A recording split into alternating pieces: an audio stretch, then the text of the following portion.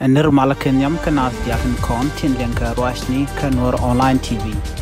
Bia kamal nir malakin yam. Mi jiram jidit ka jan channel me kanwar online TV amot kan konowo kalar ban ga jan gwasna del subscribe. Jawo me gore jan go en ramma mo ngai tung noere mo bejeli ngwa. Anta dana liu noere ga jaka gambele. Ata me goro baje del gwecho gwa.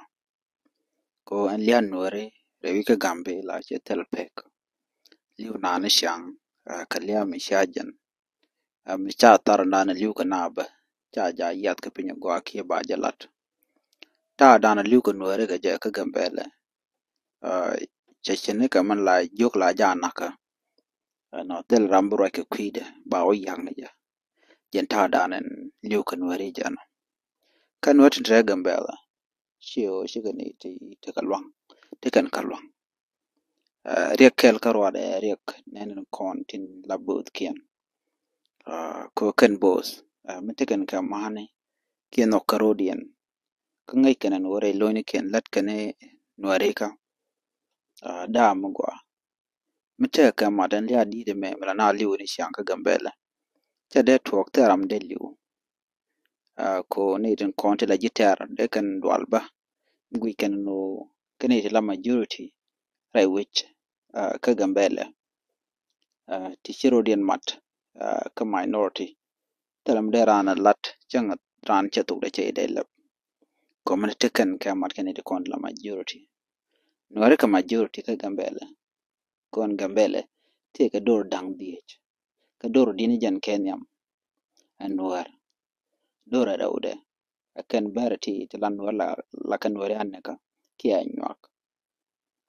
diodien ka majang tieng na kan ka bar ki anyak alo te kan ke ken gwasmi chang te majang ba te ka dorba ke cha kwarje ne de kontin la ka dictate ke te la ka jugo no yana na ka bar chika den lonko de ga rodien roi ka rodien ke de ga do la de ka lang dien ka bar la ka jugo la de me ne de ko kien ka komone panken ba roi ken ko wi bar ne tin de dien ka opone kan opone ba roi ken ko wi bar ba kan do dang wana tien ti ki do dang do ko tien ti roi ken ko wi bar ni mi shiran mi she kwarche je ke jan bo mi kwarche je ne de content la kan roi ken dien ko wi bar no an dor bakalen de la dor bakalen mat nen kon la bun ko bun re ka gambe la wan kan len kan do dang wana ko kenati ko gambe la te ka do dang di nware kan wana longo de ka goro bun ki highlanders kan bunya tente te gambelti to romanetin te jiti grai tin la tigrani tigatin jafar te jide bobtin jiben shangul gumus to romanen tigatin ta mara natin ati do ton wana long ti shanki Ethiopia shankane gambela ko gambela shira kamala shal keno ye market center ke gwan me jaga yutin ko gambela gwob kana gwob katen nyen gwad dan ci Ethiopia ke liu shiro do longten ne ken dial no mugu kon ben ko liu nuare ka gambela liya dan liu ka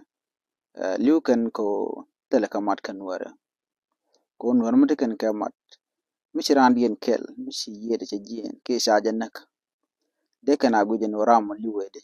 de kan doba danen de kan akap chonga je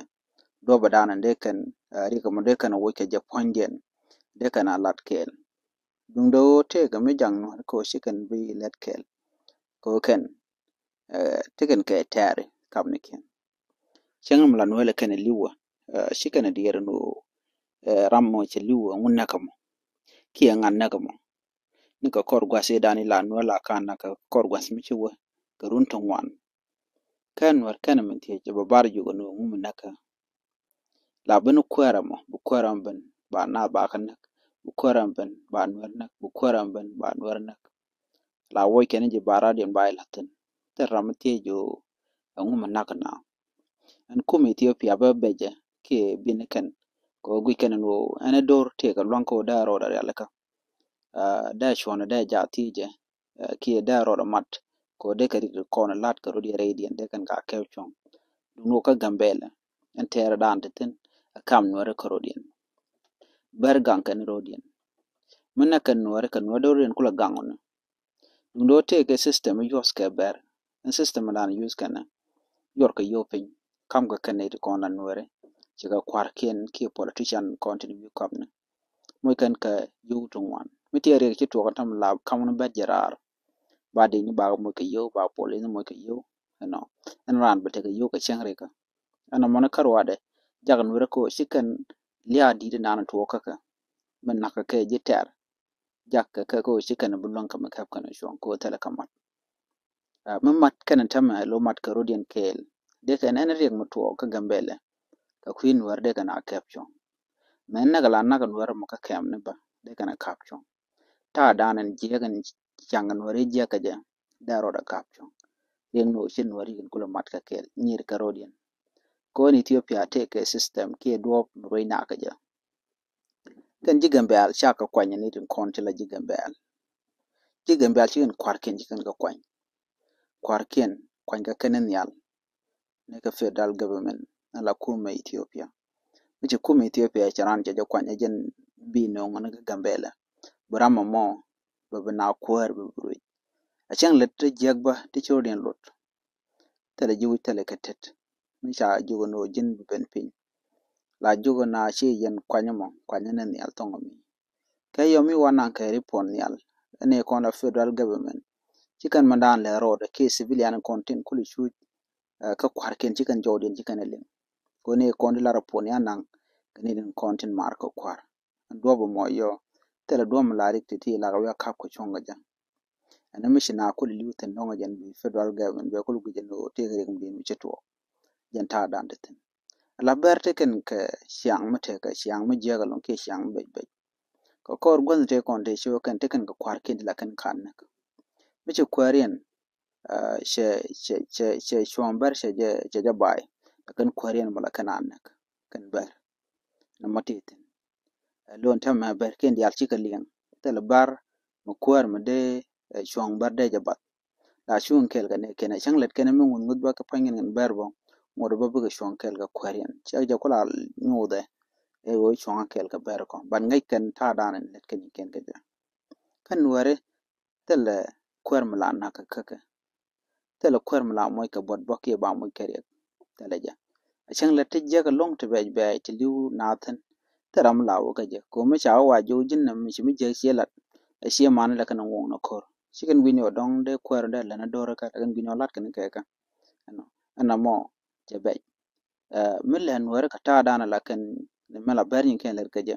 kari da to te ga gambele ntama she ka te pe ke she ka chong kare ne te konti la kwar bende la kwan werba de ga ruden tit ko da mi jak da la chiran che mi jak che de la che we de betray ke che we de che de pal ana makarwade nyu de jagwan won warun wot kan bukan liu long ana mi che ruden kon mat bukan kwaran kon der wai ka bukan larum la jena mo e mi jak ke che cho jen do badana bu nuare bukan kor la kor bar ke kor jor ko ken kan kula long kuma kan ya jal dagla ni no telam bukan long and it talk to gambel and tama token ko tel nuare tel kamat